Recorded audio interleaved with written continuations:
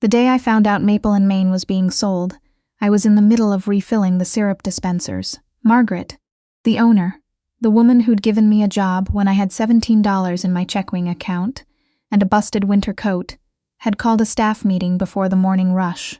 5 of us crammed into the back storage room between the flour sacks and the extra folding chairs, and she told us she was retiring, moving to Kelowna to be near her daughter. The building had been listed with a commercial real estate broker 2 weeks ago. I nodded along with everyone else. I smiled when she said she hoped whoever bought it would keep the staff on. I carried a tray of double-doubles to table 6, table 9, table 12, and then I went to the back alley on my break and stood in the February cold in my apron and let myself panic quietly for 4 minutes. Maple and Main was a breakfast and lunch counter on King Street West in Hamilton. Nothing fancy. The kind of place where the coffee was always hot, the portions were generous, and the regulars knew each other by first name. I'd been working there for 3 years. It paid my rent, just barely, covered my phone bill, and left me with about $200 a month that went toward my student loan, slowly the way a glacier moves. I was 26 years old with an unfinished English degree and no backup plan, and the thought of starting over at another restaurant, going through the whole trial shift, learn the menu, prove yourself process again, made me feel tired in a way I couldn't explain to someone who hadn't been tired like that before. That was a Thursday. By the following Tuesday, we had our answer. The building had been purchased by Ashford Development Group. None of us had heard of them. I looked them up on my phone that night, sitting cross-legged on my mattress in my Beasley apartment, eating cereal for dinner. The website was clean and minimal in that way that expensive things always were. Gray and white, a sans serif font, a few photographs of glass and steel towers that looked like they belonged in Toronto or Vancouver. Mixed-use urban redevelopment. That was the phrase they kept using. I had to look up what it meant. It meant condos. Margaret pulled me aside the next morning and handed me a cardboard box of my things, a spare apron, a water bottle, a book I'd left under the counter, and told me she was sorry. The new owner wanted vacant possession by the end of the month. No retained staff. The building was going to be gutted. I thanked her. I hugged her. I walked to my bus stop with the cardboard box under my arm and stood in the gray March air and thought, now what?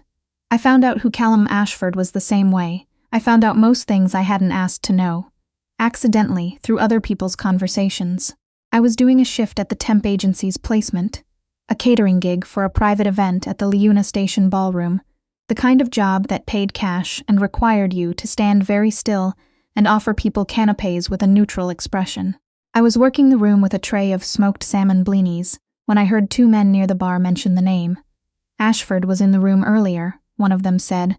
Left before the speeches. He does that. He always does that, the other said. Shows up, makes sure he's been seen, disappears. I didn't think much of it. It was a name. Hamilton had money, old money in Westdale, new money in the Stony Creek developments, real estate money everywhere, and I'd learned to tune it out. The name came up again 2 weeks later, at a different placement, a corporate lunch at a hotel on Main Street. I was clearing plates when I heard a woman in a blazer say, quite clearly, the Ashford project on King West is going to displace 40 families. And then quieter, but who's going to say that to his face? I set the plates down a little harder than I meant to. I didn't meet him until April. I'd picked up a regular shift at Rosie's Diner on Barton. Smaller than Maple and Main, a bit rougher around the edges, but the owner Rosa was kind and the regulars tipped well. It wasn't the same. Nothing about it was the same. But it was work, and work was what I had. He came in on a Wednesday morning, which already felt wrong. Rosie's on a Wednesday morning was construction workers, nurses coming off night shifts, a few retirees who sat at the counter and read the Hamilton Spectator. It was not the kind of place a man in a coat that probably cost more than my monthly rent came into alone. He sat at the last stool at the counter, no phone out, no laptop. He looked at the laminated menu for about 30 seconds and then set it down. I brought him water. What can I get you? Black coffee, he said. And whatever you'd actually recommend. It was such an unusual thing to say. Most people either knew what they wanted or asked me to list the specials, that I paused for half a second. The pea-meal bacon sandwich, I said. On a Kaiser. It's what I'd order. He nodded once. That. I wrote it down and went to put the order in. When I came back with the coffee, I did the thing I always did by habit, smiled automatically, the reflexive customer service smile that just lived on my face during shifts.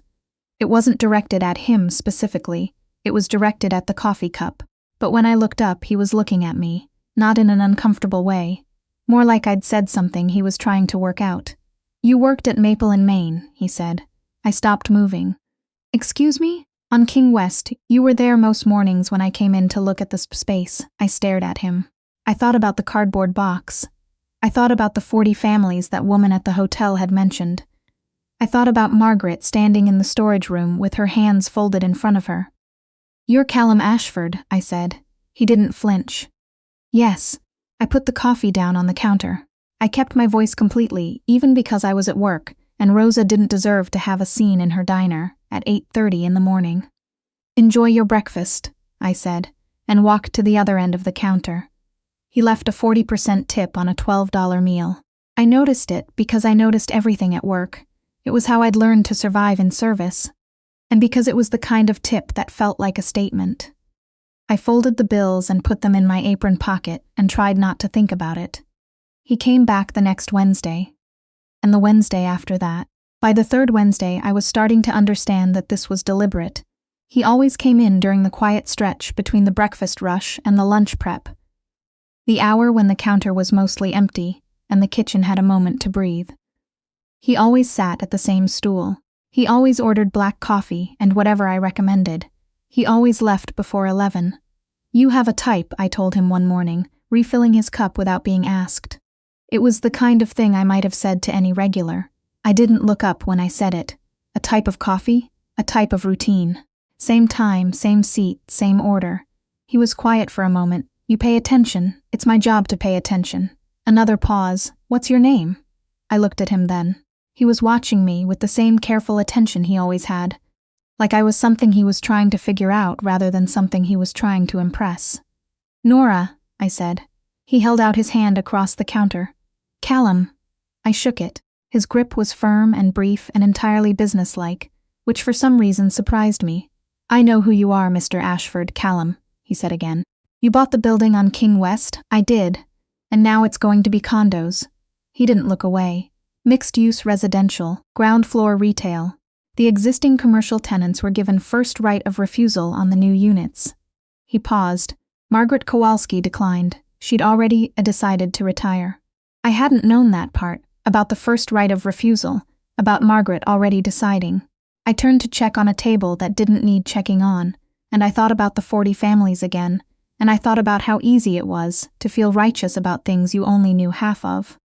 "The pea meal's good today," I said when I came back. "Extra crispy." The corner of his mouth moved. Just barely. "I'm sure it is. The thing about being 26 and broke in a mid-sized Canadian city is that your entire life runs on proximity. Proximity to the bus route, proximity to work. Proximity to the few things that feel like yours, the diner, the park, the library branch, where the Sunday afternoon librarian always saved you the new fiction arrivals. I lived in Beasley because I could afford Beasley.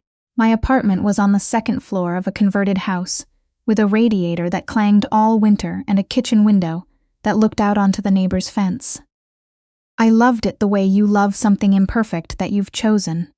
Not in spite of its problems, but kind of because of them. When I told my friend Priya about the man from the diner, she made a face I recognized. "He's not coming in for the pea meal sandwich, Nora. He might be. It's a very good sandwich. He owns multiple buildings in this city. He could have any sandwich he wanted delivered to any of them. Maybe he's nostalgic for counter service." "Maybe," Priya said. "He's nostalgic for the woman doing the counter service." I pushed that thought away. It wasn't that it was impossible. I'd been around enough to know that men with money didn't operate by the same social conventions as everyone else. It was that I didn't trust it. There was a version of this story where I let myself believe something, and the something didn't hold, and I ended up somewhere worse than I'd started. I'd been there before. I didn't need to go back. It was a Tuesday in May when he came in on the wrong day.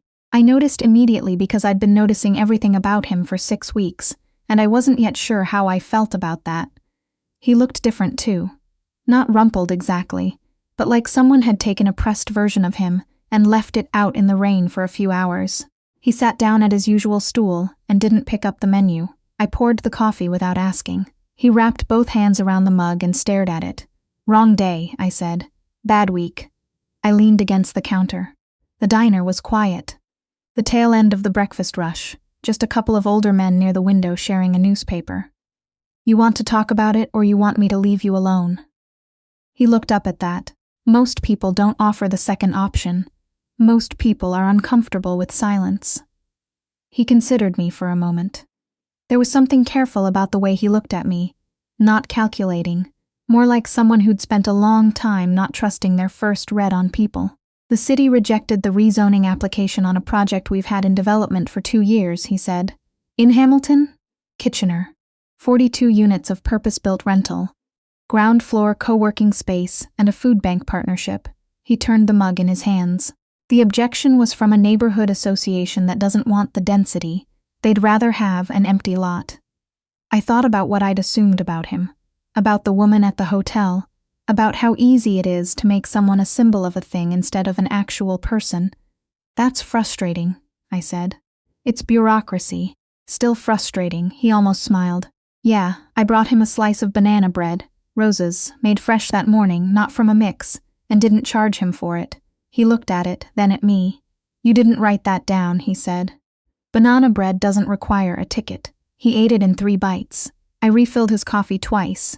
He left at 11, same as always, but before he went, he paused at the end of the counter and said, quietly, without making it a bigger thing than it was, "Thank you, Nora." I said, "Anytime." I meant it. The first time he asked me something personal. We were standing outside in the parking lot at the end of my shift. I hadn't planned to run into him. He'd been there in the late morning, I'd finished at 2, and I came out the back door into the afternoon sun to find him leaning against a dark gray car, jacket off, looking at his phone. He looked up. I stopped. "Waiting for someone?" I said. "I was hoping to catch you, actually." That was the kind of sentence that could go several different ways. I pulled my jacket on and waited. "I have a thing on Saturday evening," he said. "A fundraiser for the Hamilton Community Foundation. It's at the convention center. Dinner, speeches, the usual." He paused. "I'd like it if you came with me." I stood there in the parking lot in my server sneakers, with my hair in a ponytail and my apron still folded under my arm, and I thought, this is the part where a reasonable person asks why. "Why?" I said. He looked at me steadily. "Because I've been sitting at your counter for 2 months and I'd rather have dinner with you at a table." It was so direct, no performance in it, no salesmanship. Just the actual reason. "I don't have anything to wear to a convention center fundraiser," I said. It was the truth. My going-out clothes were a blazer from Value Village and a pair of dark jeans. "That's not a no," he said. "It's a complication." He reached into his jacket and pulled out a card, plain white, name and number, nothing else, and held it out to me. "Think about it." I took the card. I called Priya from the bus home. He asked me to a fundraiser. A very long silence. Then, "Nora, I know. To a fundraiser. It's not the same as, Nora, he asked you out." I looked out the bus window at the May streets. A woman pushing a stroller. 2 teenagers on bikes, a man hosing down his front steps. The ordinary Tuesday afternoon machinery of a city that didn't know or care about any of this. "He said he'd rather have dinner with me at a table," I said. Priya made a sound I hadn't heard from her in a while. "That's actually a really good line." It didn't feel like a line. "That's what makes it a really good line, Nora." I went. Priya came over Saturday afternoon and we pulled everything from my closet and established, jointly, that I didn't own anything suitable. Then she drove us to Clio at Lime Ridge and stood outside the dressing room and passed things over the door, and we found a dark green wrap dress that made me look, according to Priya, like you've always had a plan. Callum picked me up at 6:30. He was in a dark suit, no tie. He opened the car door. He did not comment on my appearance in a way that would have made me self-conscious, just said, simply, "You look nice," and meant it. The fundraiser was for affordable housing initiatives across the Hamilton-Halton region. I hadn't known that when I'd agreed to go. I found out from the program at the table, and I sat with it for a moment, the small irony of it, before deciding that most things in life were more complicated than the story you first told yourself about them. We sat at a round table with 6 other people, a city councilor from Dundas, 2 women from a community land trust, an architect, and a couple who ran a non-profit legal clinic in the North End. Everyone was interesting. No one was performing. At some point mid-dinner, I stopped cataloging my surroundings and just started talking.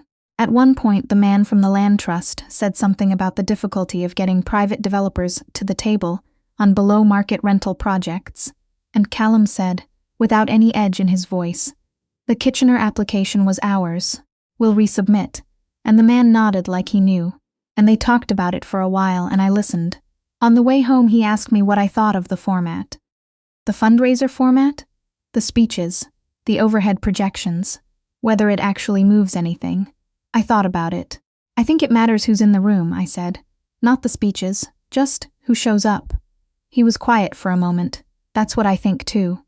He walked me to my door. He didn't try to come in.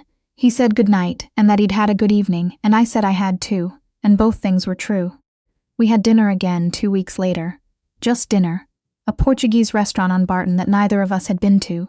Small tables and loud with a good kind of noise. He asked me about my degree. I told him I'd stopped in 3rd year when my mother had a health scare, and I'd needed to pick up more shifts, and then by the time things settled, I'd lost the thread of going back.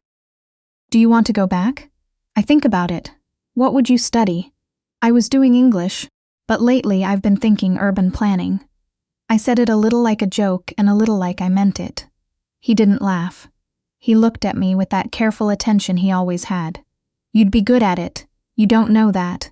You pay attention to how spaces make people feel. You think about who's in a room and whether they should be there. He tilted his wine glass. That's half the job. I looked at him across the small table. You are a very strange man, Callum Ashford. I've been told. I don't mean it badly. I know. Somewhere in June, without ceremony, it became a thing. Not a named thing. We didn't have that conversation. But I knew, and I was pretty sure he knew, and the knowing was enough for a while. He texted in the way that people text when they're thinking about you. Not constantly, not with great drama, but with small things. A photo of a building he'd driven past that he thought I'd find interesting. A question about whether I'd read a certain book. Once, very late on a Thursday, just, "Good day or bad day," I sent back, "Medium you." He sent back, "Same, better now." I did not tell Priya about that one for 3 days because I wanted to keep it. The thing about falling for someone is that it happens in small, unglamorous increments that you don't notice until you're already in it. It wasn't the fundraiser or the dinners. It was the Tuesday he sat at the counter with a busted week and ate banana bread without making it mean anything. It was the way he said my name like it was a complete sentence. It was the evening he drove me to look at a building he was considering, an old textile factory in the East End, and stood in the middle of the empty floor and said quietly, "Tell me what you see," and actually listened when I told him. I saw light, big windows east-facing, concrete floors that could go either way, a loading dock that could become outdoor space, bones that were worth something. He was quiet for a long moment, then, "Yeah, that's what I see too." I looked at him in the dusty afternoon light of that empty building and thought, oh no, not because it was bad, because it was the kind of good you're scared to trust. The phone call came on a Thursday evening in July. I was at home, reading, when Callum called instead of texted, which he almost never did, and when I picked up his voice was careful in a way I hadn't heard before. "I need to tell you something," he said, "and I'd rather tell you in person, but I don't want to wait." I put my book down. "The company has been under investigation, Securities Commission. It's been going on for about 8 months, before I met you. It relates to a project from 4 years ago, before I took over fully from my father." He paused. "I'm going to cooperate fully. I'm going to give them everything they need. It will probably mean significant fines. It might mean..." Another pause. "It might mean more than that." I sat with that for a moment. The apartment was very quiet. The radiator ticked. "Why are you telling me now?" I said. "Because you should know. Because if this is going to be anything, I don't want you to find it out from somewhere else." I thought about all the things I'd assumed about him before I'd known him. The condo towers, the displaced tenants, the symbol I'd made of him before he was a person. "Are you guilty?" I said.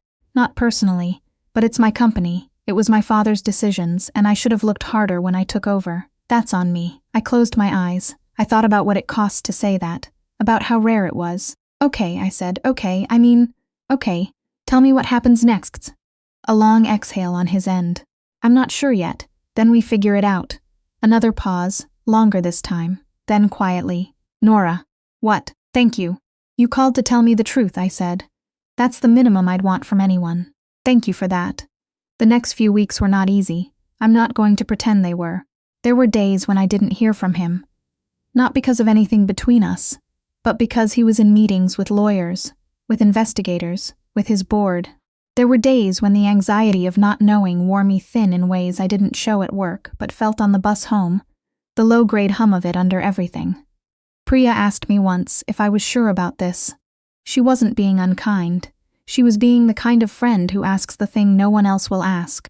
I don't know if sure is the right word, I said, but I know him, the person I know, and the person I know is doing the right thing. She nodded. Okay, she said. Then I'm in your corner. The investigation concluded in September. Ashford Development agreed to a settlement, significant financial penalties, a court-supervised compliance officer for 5 years, and required support for affordable housing initiatives across 3 cities in Ontario. Callum made a statement. He didn't minimize. He didn't deflect. He said what needed to be said. The Globe ran a piece about it. One of the comments online called him a white-collar criminal. Another, from someone in Hamilton, said, "At least he cooperated and actually made it right. That's rarer than you think." I read both. I thought they were both partly right. The first night he came over after everything settled. The first night we could just be in the same room without the weight of all of it bearing down. We sat at my small kitchen table, and I made pasta from scratch, which I'd never done before but had watched enough videos to attempt. It was imperfect. The noodles were uneven and the sauce broke slightly, and I served it in the mismatched bowls I'd had since university. He ate all of it. "This is genuinely good," he said, and he sounded surprised in a way that made me laugh. "You sound surprised. I'm not. I'm glad." He looked up. "I'm glad to be here. In this kitchen, eating uneven pasta, they're hand-cut," I said. "That's a feature." He smiled. Not the almost smile from the diner counter, the restrained one. This one went all the way. I hadn't seen it very many times. I wanted to see it more. "I have something I want to ask you," he said. He put his fork down. "Not tonight, and not as a... It's not a grand gesture. I just want to put it out there." I waited. The Kitchener project got reapproved last week. We start construction in the spring. He turned his water glass slowly. "We're also looking at a second site, mixed-use, purpose-built rental, here in Hamilton, East End, the textile building." I felt something tighten in my chest. "You bought it. I bought it. And I want to do it right. I want community input at every stage. I want someone who pays attention to how spaces make people feel to be involved in the process." He met my eyes. "I know that's not your job. I know it's not what you went to school for. But I wanted to ask." I looked at him. The kitchen was warm from the stove. It smelled like garlic and pasta water, and the small ordinary miracle of a meal made by hand. "Are you offering me a job?" I said. "I'm asking if you'd want to be involved, in whatever capacity makes sense." He paused. "I'm also, separately, and this is the part I want to be clear about, I'm also just glad you're here." I looked at my uneven pasta, at the table I'd had since my second apartment, the one with the wobble I'd fixed with a folded business card, at my kitchen window and the neighbor's fence and the ordinary Tuesday night city outside it. "I've been thinking about the urban planning thing," I said. "I know. There's a certificate program at Mohawk. Part-time, evenings. It would take about 2 years." "I know," he said again. "I looked it up." I laughed. It came out a little wet around the edges and I didn't mind. "You are such a strange man. You keep saying that. I keep meaning it." He reached across the table and covered my hand with his. His thumb ran once across my knuckles, just once, quiet and certain, and he said, "I know," and then lower, "What do you think?" I turned my hand over and held his. Outside, the city went on the way it always did. Buses running, lights changing, people making their way home from wherever they'd been. Hamilton in September, cool and golden and entirely itself. "I think," I said, "that I'm glad you came in on the wrong day." He didn't say anything. He didn't need to. And that was enough. That was more than enough.